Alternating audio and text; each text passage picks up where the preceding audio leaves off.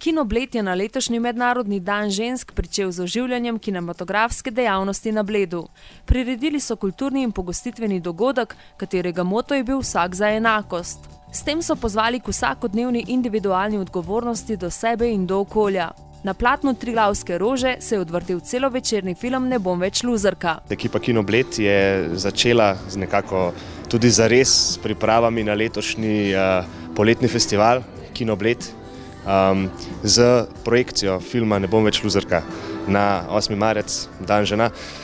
Morda nismo pričakovali, da bo ravno tema tako padla v dan, ampak potem, ko se je zgodilo, smo nekako zadevo speljali.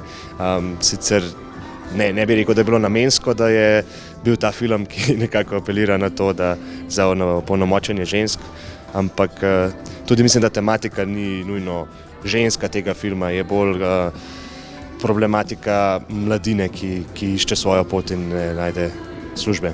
Film režiserke Urške Menart je tik ob izidu veljal za veliki hit. Na 21. festivalu slovenskega filma je prejel vesno za najboljši celovečerni film, ob tem pa še vesni za najboljši scenarij in stransko žensko vlogo. Po besedah režiserke gre za film, ki govori o generaciji, ki ima težave z odraščanjem in za katero Slovenija nima prostora, kar je aktualna tema še danes. Film je sicer, mislim, da zdaj 2 leti ali 3 leta že star, ampak zajame današnjo generacijo do 20 do 30, mislim, do potankosti. Ravno zaradi tega, ker kot so se tudi z Evo pogovarjala, nekako imaš občutek, ko gledaš film, da ni nič narobe s tem, ampak v resnici je nekaj zelo narobe s tem, da mladi, izobraženi ljudje tako težko dobijo poklic in v bistvu si to dekle pri 30 letih sposoja denar od nekega mladoletnega dilerja, bom rekel. Na dogodku je bila tudi glavna igralka Eva Jesenovec, ki je odigrala vlogo 30-letne Ljubljančanke Špele. Ta se po končanem šolanju sooča z relevantnimi, sistemskimi in družbenimi problemi in se na svoji poti sprašuje, kako pri vsem tem ne obupati in storiti korak v pravo, pozitivno smer. V filmu lahko vidimo ogromno situacij, ki so pravzaprav zrcalo današnjega stanja. Mislim, da smo kar dobro, predvsem Urša Menart v samem scenariju, da je v bistvu dosti dobro povzela situacijo prav današnjo v Ljubljani. Pač ni zdaj to tako, da čisto vsak posameznik gre skozi to. Imaš različne možnosti pa tako, ampak mislim, da je kar tako nekako, kar smo prikazali. Te možnosti zaposlitve, to, kako podaljšano otroštvo, kako se, ne vem, folk se skoraj 30 vrača domov, recimo, ker ne morejo drugače tako, to se mi zdi zelo realno. Film predstavi tudi medgeneracijske razlike in sicer prek prikaza drugačne perspektive, ki jo imajo starši v pogledu na svoje, že zdavnaj polnoletne otroke. Tudi ta recimo razlika v generacijah, kako so oni v teh letih pravzaprav čisto na drug način živeli, čisto drugo prihodnost so imeli pred sabo. In se mi zdi, da tudi zaradi tega malo težko razumejo zdaj našo situacijo, ker so si predstavljali, da bo nekako tako tudi pri nas.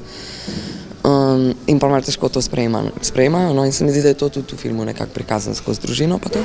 Med igranjem je morala izvesti kar nekaj zahtevnih nalog, kot je tudi plavanje v Ljubljanici. Ja, ne, to je bilo strašno. Mislim, ne strašno, ni bilo tako strašno, samo jaz že tako nisem ful fan vode. In še tako je bilo, da smo pravzaprav ful čakali, ker je ful deževalo in so pač odprli zapornico in smo čakali, da so jo zaprli nazaj in nismo vedeli, kdaj to bo, ker ful je deževalo med tem, ko smo snemali. In je vedno bila možnost, da bomo zdaj naslednji dan to snemali. A in je pol odpadali, ne bomo ali ne bomo in pol pač, ko so tisti zaprli nazaj, smo pač posneli. Ne, v redu je bilo, no, saj smo hitro to naredili. Ampak to mrzla voda pa smrdi, pa proti toku sem plavala.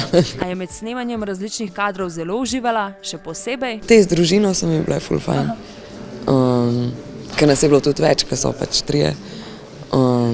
Ne, pa s temi frendi tudi, ne vem, ne bi znala ene izluščiti, no, ampak ful smo se imeli fajn, no, res lepa izkušnja. Za dodatno popestritev in proslavitev dogodka pa je poskrbel zeliščar Dr. Koktejl. Ta je goste postregal z zdravilnimi naravnimi pijačami. Kakšne napitke pripravljate? Zaenkrat vse to je na bazi narava. In to pomeni, pa recimo smo naredili en posebni tonic sirup, narejen iz lipova med, pa potem limonov sok, pa ful različni posebni zelišče. Pravzaprav imamo več kot 100 različnih, ne? In danes smo naredili posebno dobra misel, ne? Ker good thoughts are always a good idea, you know? Sicer pa je bil glavni namen dogodka predvsem ta, da Kino Bled znova opozori nase in na svoje prihajajoče dejavnosti. Zdaj smo bili od prejšnjega avgusta bolj kot ne tiho s tem projektom oziroma z današnjo projekcijo, pa smo želeli spomniti ljudi na to, da se dogaja, da brcamo, da bomo še take dogodke prihodnje organizirali.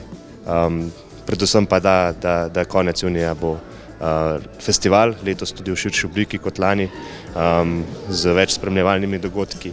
Ne bomo več samo imeli večernih projekcij, ampak bomo imeli razne delavnice, tudi tekmovanje načrtujemo za filmske ustvarjalce, potem okrogle mize, neke konferenčne dele.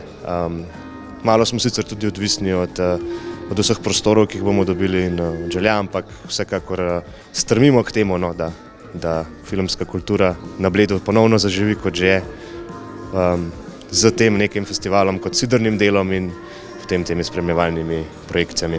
Do poletja pa napovedujejo še 2 projekciji, in sicer eno v aprilu in drugo v mesecu maju, seveda če bodo takrat razmere v državi to dopuščale.